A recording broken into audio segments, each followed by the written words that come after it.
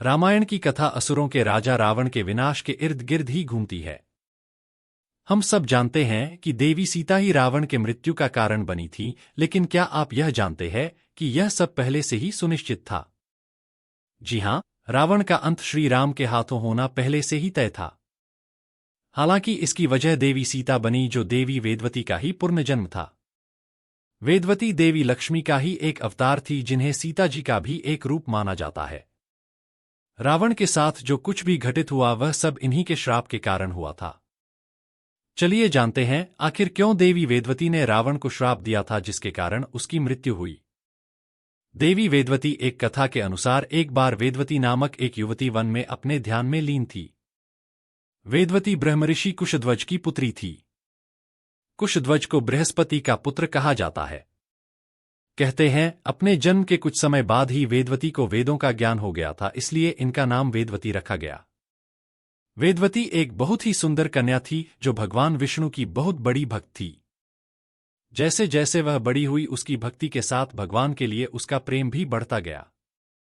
वेदवती विष्णु जी से विवाह करना चाहती थी, इसलिए उन्हें प्रसन्न करने के लिए उसने कठोर तपस्या करने का निर्णय लिया।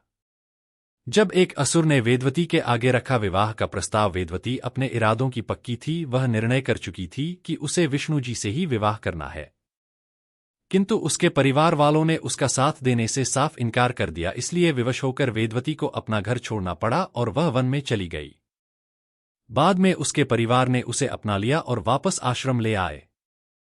एक दिन जब वेदवती अपने ध्यान में लीन थी, तब एक असुर उसके पास आया और उससे विवाह करने के लिए कहने लगा।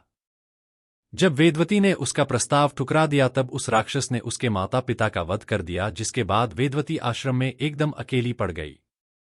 भगवान विष्णु हुए वेदवती से प्रसन्न। वेदवती की उपासना से विष्णु जी अत्यंत प्रसन्न हुए और एक दिन वे उसके समक्ष प्रकट हुए। भगवान ने उससे इतनी कठोर तपस्या का कारण पूछा, तब वेदवती ने उन्हें बताया कि वह उन्हें पति के रूप में प्राप्त करना चाहती है। हालांकि विष्णु जी ने उसे बताया कि इस जन्म में यह मुमकिन नहीं है, लेकिन अगले जन्म में वह जरूर उनकी अर्धांगिनी बनेगी।